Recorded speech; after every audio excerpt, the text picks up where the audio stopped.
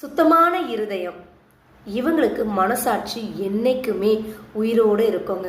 ஆனால் வஞ்சகமான இருதயம் வச்சுருக்காங்க இல்லைங்களா, அவங்களுக்கு மனசாட்சி செத்து போயிருக்கோங்க. எப்படின்னா, 2 நபர்கள் பேசுகிறப்போ நல்ல வார்த்தைகளை பேசிக்கிறாங்க, ரொம்ப அன்பாக பழகிக்கிறாங்க. அதுலேருந்து ஒரு நபர் கடந்து போகிறப்போ அவங்களை பற்றி எவ்வளவு நல்ல வார்த்தைகள் பேசினாலும் அதற்கு மேலாக இரட்டிப்பான கேவலமான வார்த்தைகளை அவர்கள் பின்னாடி பேசுறது. அவங்க அப்படிதான் இப்படிதான் அப்படின்னு ரொம்ப மோசமாக வஸ்ட்டாக பேசுவாங்க பாருங்க. இவங்க வஞ்சகமான இருதயம் உள்ளவர்கள். மாசற்ற விசுவாசம்.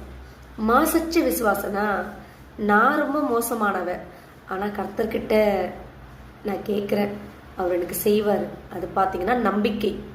விசுவாசன்றது, நான் மோசமானவ தான், ஆனால் நான் எது கேட்டாலும் கண்டிப்பாக அவர் எனக்கு செய்வார், அவர் செய்யாமல் இருக்கவே மாட்டாருன்னு நான் அவர் மேலே வைக்கிறேன் பார்த்தீங்களா, அது விசுவாசம்.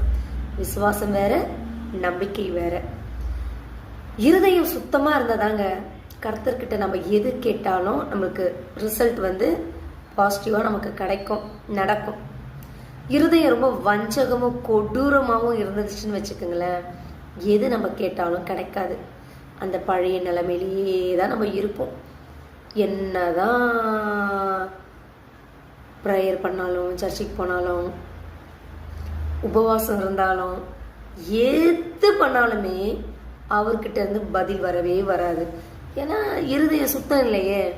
இருதயத்தில் என்ன இருக்கு? வஞ்சகம், அழுக்கு, இதெல்லாம் நிறைய இருக்கு. வெளியில வேணா ஷோவாக காமிச்சிக்கலாம், உள்ள ரொம்ப டேமேஜ் ஆயிருக்கு இருதயம். அப்புறம் எப்படி அவர் செய்வார்? செய்ய மாட்டார் இல்லைங்களா. இருதயம் எப்போவுமே பரிசுத்தமானதாக இருக்கணுங்க. அப்போ தான் அவர்கிட்ட நம்ம மூவ் பண்ண முடியும். மாசில்லாத விசுவாசம் அவர் கூட நம்ம வச்சுக்கணும். இப்படி இருக்கிறவங்களுக்கு அவர் ஆசீர்வாதங்களை தருவார். இதுக்கு முன்னாடி ரொம்ப மோசமாக இருந்தால் இதுக்கு பிற்பாடு நம்மளை நம்ம மாற்றிக்கலாங்க.